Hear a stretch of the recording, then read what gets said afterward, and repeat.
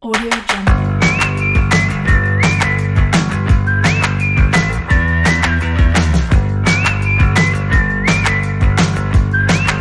Audio Jungle.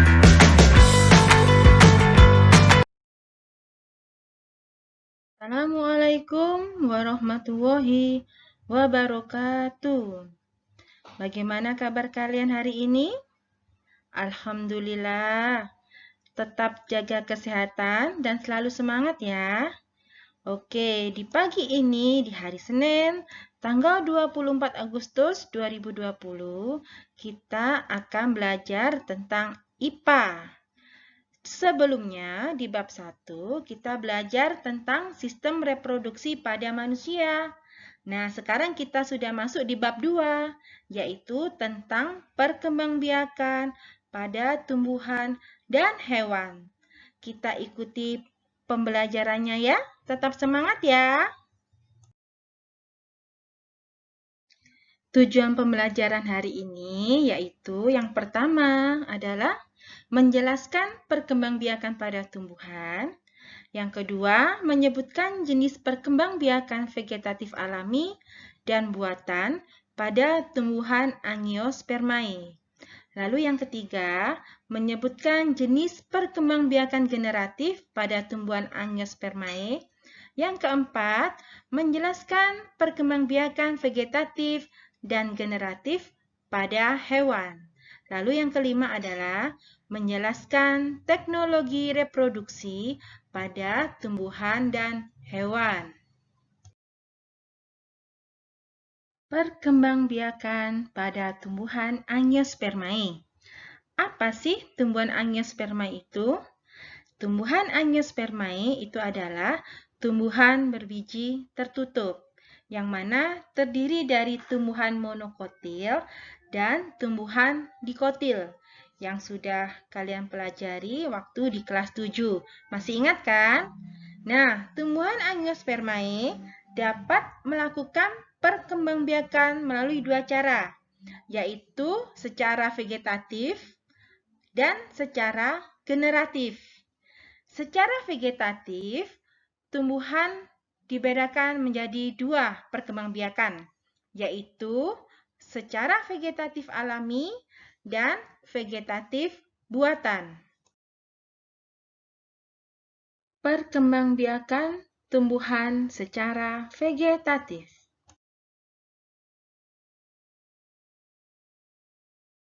Vegetatif alami. Apa sih vegetatif alami itu? Perkembangbiakan tumbuhan secara vegetatif alami adalah perkembangbiakan tanpa melibatkan campur tangan manusia. Perkembangbiakan tumbuhan Angiospermae secara vegetatif alami ada beberapa cara tergantung tumbuhannya.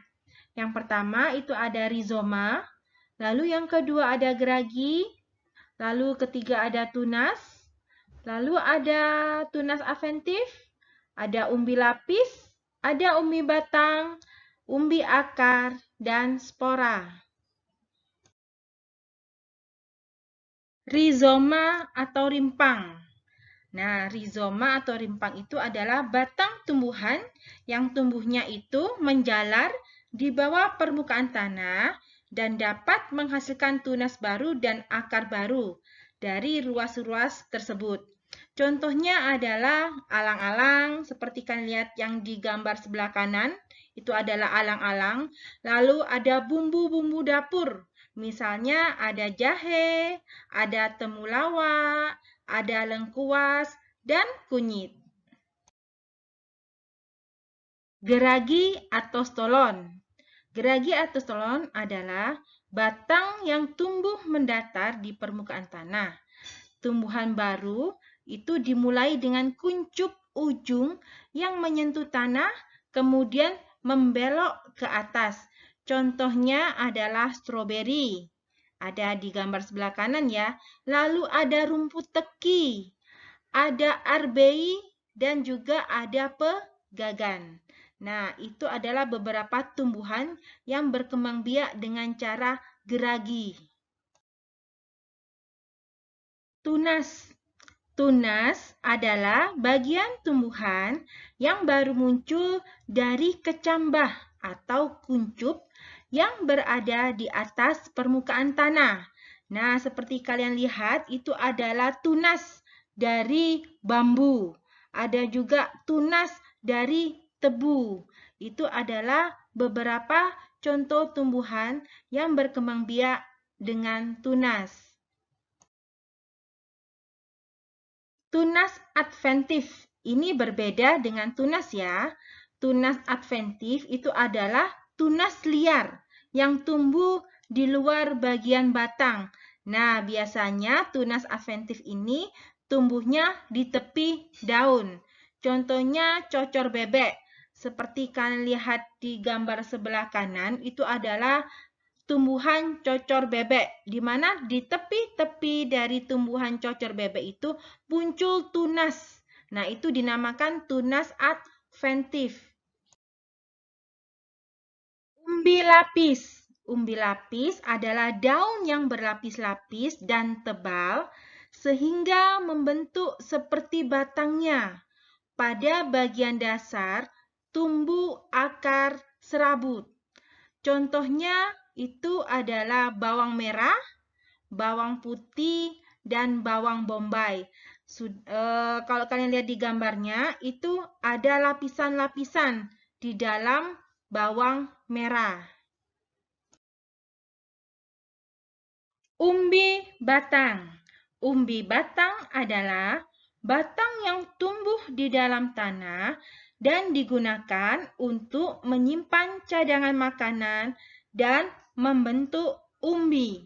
Contoh beberapa tumbuhan yang berkembang biak dengan umbi batang, itu ada kentang, ada ubi jalar, dan juga ada talas. Umbi akar. Nah, umbi akar itu adalah bagian akar yang tumbuh membesar di dalam tanah. Contohnya ada wortel, lobak, lalu ada ubi kayu atau yang biasa kita kenal dengan singkong. Kemudian ada spora. Nah, spora itu adalah inti sel yang berubah fungsi menjadi alat perkembangbiakan. Contohnya itu pada tumbuhan paku dan lumut. Kalau kalian lihat di gambar sebelah kanan, itu ada bulatan-bulatan merah pada daun tumbuhan paku. Nah, itulah yang disebut dengan spora. Assalamualaikum warahmatullahi wabarakatuh. Hari ini Bu Titin akan mengajak kalian untuk belajar tentang perkembangbiakan tumbuhan dengan cara vegetatif buatan.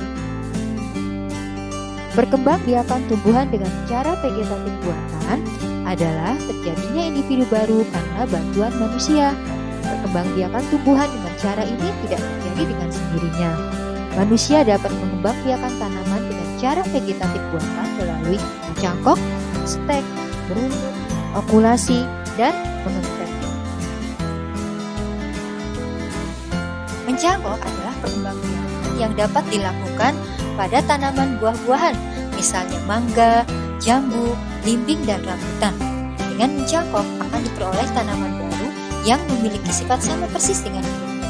Selain itu, mencangkok juga dapat cepat lebih menghasilkan buah, dan tanaman memiliki akar yang lebih kuat. Stek adalah perkembangbiakan tanaman dari potongan batang, daun, dahan, atau ranting yang kemudian ditanam. Setelah beberapa hari, potongan tersebut berakar sehingga dapat tumbuh menjadi tumbuhan baru atau individu baru. Contoh tumbuhan yang dapat dikembangbiakan dengan stek adalah mawar, melati, dan bougainville. Merunduk adalah salah satu cara vegetatif buatan yang dilakukan dengan membengkokkan cabang atau ranting ke dalam tanah dan ditimbun dengan tanah. Ujung tanaman tetap tersembul ke permukaan tanah. Bagian cabang atau ranting yang tertimbun tanah akan tumbuh akar. Setelah akar cukup kuat, maka batang yang menghubungkan dengan tanaman induk dapat dipotong. Contoh tanaman yang dapat dikembangbiakan dengan merunduk adalah apel dan alamanda. Tumbuhan yang dikembangkan dengan cara menunduk harus memiliki cabang atau ranting yang panjang. Opsi adalah perkembangbiakan tumbuhan dengan cara menempelkan tunas yang muncul dari satu tanaman ke tanaman lain. Penempelan itu biasanya dilakukan pada dua tanaman jenis yang sama, namun memiliki sifat yang berbeda. Contohnya, tumbuhan mangga mana lagi yang ditempelkan pada tumbuhan mangga aromanis. Pada perkembangbiakan tumbuhan dengan cara okulasi, dilakukan dengan tujuan mendapatkan hasil tumbuhan yang kualitasnya lebih baik dibanding dengan tanaman induknya. Mengaten atau menyambung adalah menggabungkan batang bawah dan batang atas dua tanaman yang sejenis, dengan tujuan menggabungkan sifat-sifat unggul dari dua tanaman, sehingga diperoleh satu tanaman yang memiliki sifat unggul. Contoh tanaman yang dapat dikembangkan dengan cara mengenten adalah dua tanaman mangga. Demikian pembelajaran kita tentang perkembangan vegetatif secara buatan. Mudah-mudahan bisa kita manfaatkan dalam kehidupan sehari-hari dan bisa membuat kita semakin mencintai tumbuhan di sekitar kita, agar kita bisa menjaga keberlangsungan hidup tumbuhan di sekitar kita. Assalamualaikum warahmatullahi wabarakatuh.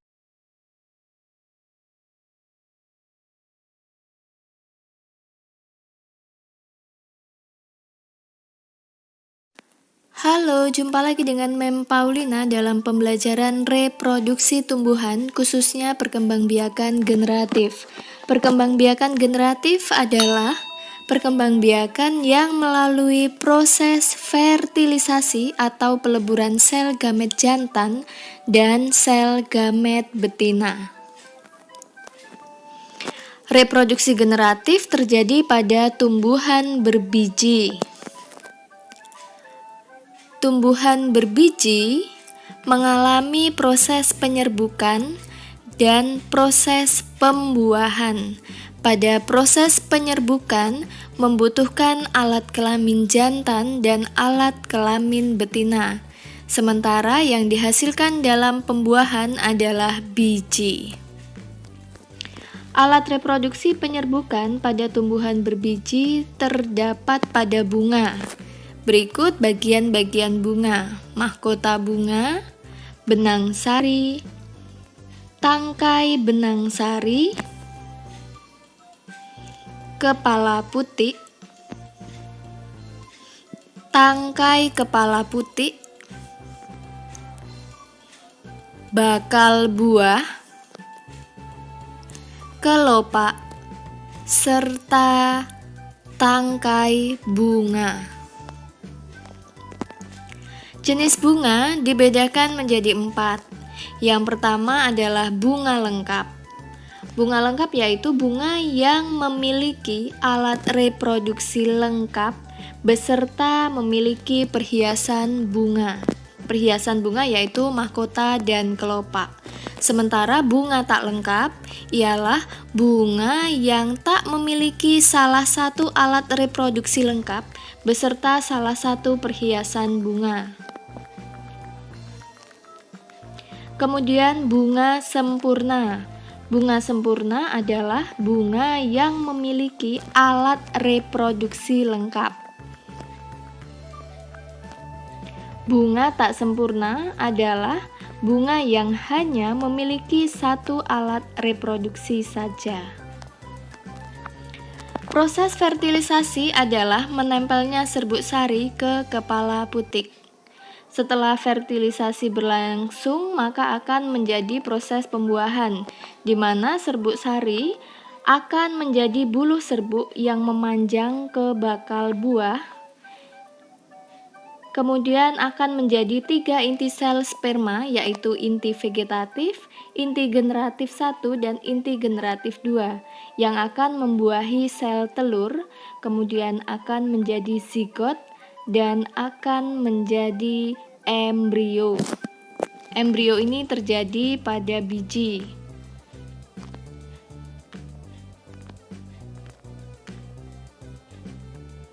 Bagian-bagian pada bakal buah yaitu sel telur, 2 sel sinergit yang mengapit sel telur, inti kandung lembaga sekunder,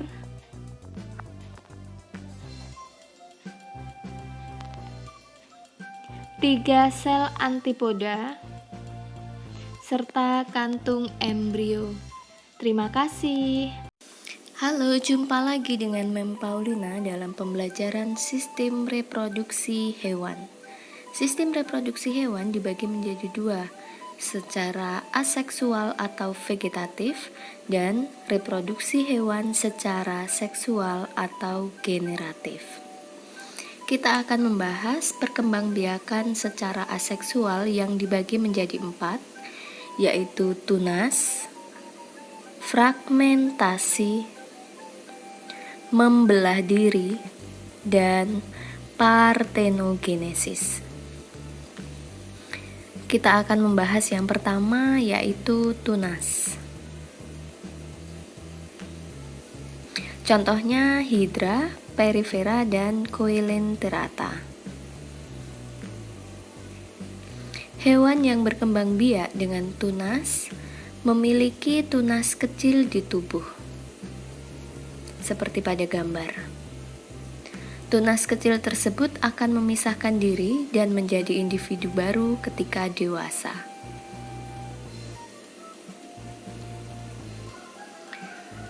Fragmentasi. Perkembangbiakan hewan dengan cara memotong tubuhnya menjadi 2 bagian atau lebih. Terlihat seperti pada gambar. Membelah jadi 2 atau lebih, dan potongan tersebut kemudian menjadi individu baru dengan menumbuhkan bagian tubuh yang lain. Contohnya cacing pipih dan cacing pita. Berikutnya membelah diri. Contohnya adalah amuba atau hewan bersel 1. Inti sel membelah, diikuti cairan dan dinding sel. Setelah pembelahan sempurna, hasil pembelahan tersebut menjadi individu yang baru sama seperti induknya. Partenogenesis. Pembuahan yang tidak melalui proses fertilisasi. Contohnya adalah lebah dan semut. Berikutnya reproduksi seksual dibagi menjadi 3, yaitu ovipar, vivipar, dan ovivivipar. Ovipar adalah perkembangbiakan hewan dengan cara bertelur dan dierami di luar tubuh sampai menetas. Embrio mendapat makanan dari dalam telur. Ciri-cirinya adalah tidak memiliki kelenjar susu dan tidak berdaun telinga. Contohnya adalah burung dan ayam.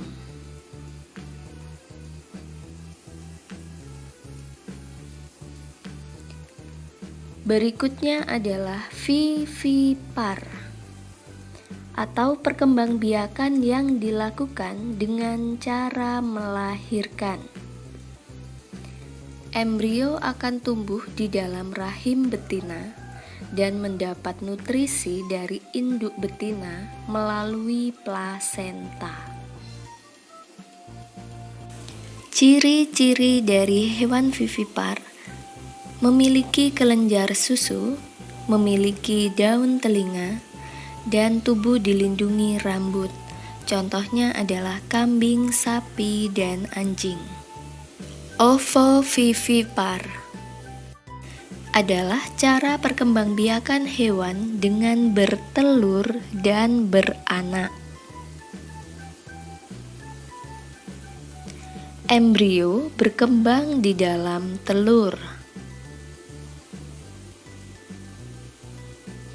Namun, telur tetap berada di dalam tubuh induk hingga menetas. Setelah menetas, anak baru akan dilahirkan dari rahim induknya.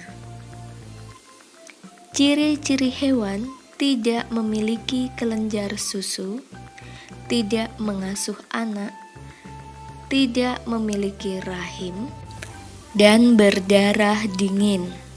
Contohnya iguana, kadal, dan kuda laut. Terima kasih. Selamat bertemu kembali pada pelajaran biologi untuk kelas 9 untuk bab yang pertama tentang sistem reproduksi pada tumbuhan dan hewan, dan pada saat ini kita akan masuk ke subbab teknologi reproduksi pada tumbuhan dan hewan. Apa itu teknologi reproduksi? Teknologi reproduksi adalah usaha-usaha yang dilakukan manusia untuk mengatasi berbagai masalah yang timbul dalam perkembangbiakan tumbuhan maupun hewan guna memperoleh hasil seperti yang diharapkan. Jadi kalau pelajaran sebelumnya kita sudah mempelajari bagaimana tumbuhan itu berkembang biak secara vegetatif alami, secara vegetatif buatan maupun secara generatif. Nah, di samping itu ada satu usaha yang dilakukan manusia untuk mengatasi berbagai masalah di dalam perkembangbiakan ini, itulah yang disebut dengan teknologi reproduksi. Teknologi reproduksi ini kita akan bagi dua. Yang pertama adalah teknologi reproduksi pada tumbuhan. Untuk teknologi reproduksi pada tumbuhan itu dibagi menjadi 3. Yang pertama hidroponik. Mungkin hidroponik ini bukanlah sesuatu hal yang asing yang kita dengar. Ini adalah sesuatu yang familiar yang sering kita dengar dalam kehidupan sehari-hari. Apa itu hidroponik? Bagaimana proses hidroponik ini? Nah, hidroponik ini adalah metode budidaya tanaman menggunakan air sehingga tanaman menyerap nutrisi yang terlarut dalam air untuk tumbuh. Jadi seperti pada gambar ini kita bisa melihat bagaimana ketika kita membuat budidaya dengan menggunakan hidroponik ini, maka dibuatlah media. Medianya ini adalah dengan menggunakan air, dan di dalam air itu terdapat nutrisi-nutrisi yang dibutuhkan oleh si tanaman tersebut. Kemudian teknologi yang kedua yang digunakan adalah vertikultur. Vertikultur ini adalah metode budidaya tanaman dengan cara membuat instalasi bertingkat. Tujuan dari teknik ini adalah untuk efisiensi tempat. Jadi seperti di gambar ini sudah sering ya kita bisa melihat digunakan satu tempat. Jadi itu dibuat bertingkat untuk meminimalis tempat. Jadi untuk efisiensi tempat. Jadi tidak dibutuhkan tempat yang sangat luas, namun kita bisa mendapatkan hasil yang lebih banyak dan seperti yang kita harapkan. Kemudian yang ketiga adalah kultur jaringan. Nah, kultur jaringan ini adalah proses perbanyakan tanaman dengan memanfaatkan bagian tumbuhan untuk ditumbuhkan dalam media steril yang mengandung nutrisi.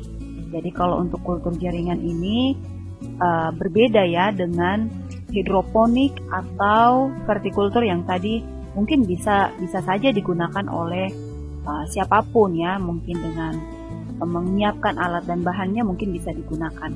Tapi khusus untuk kultur jaringan ini mungkin tidak banyak ya yang bisa kita lihat, mungkin dilakukan oleh orang-orang tertentu saja karena memang menggunakan media yang steril. Jadi mungkin diambil tunasnya kemudian ditaruh dalam satu media dan itu bisa menghasilkan seperti apa yang kita harapkan. Nah, ketiga hal inilah yang dilakukan dalam teknologi reproduksi untuk tumbuhan. Yang pertama tadi hidroponik, kemudian yang kedua vertikultur, dan yang ketiga ini adalah kultur jaringan. Kemudian untuk teknologi reproduksi pada hewan. Nah, untuk teknologi reproduksi pada hewan ini juga itu dibagi menjadi 3. Yang pertama adalah inseminasi buatan. Apa ini inseminasi buatan? Jadi inseminasi buatan ini seperti saya ambil contohnya di sini sapi ya. Jadi pada gambar ini kita bisa melihat sapi jantan ini yang di atas. Sapi jantan ini diambil spermanya.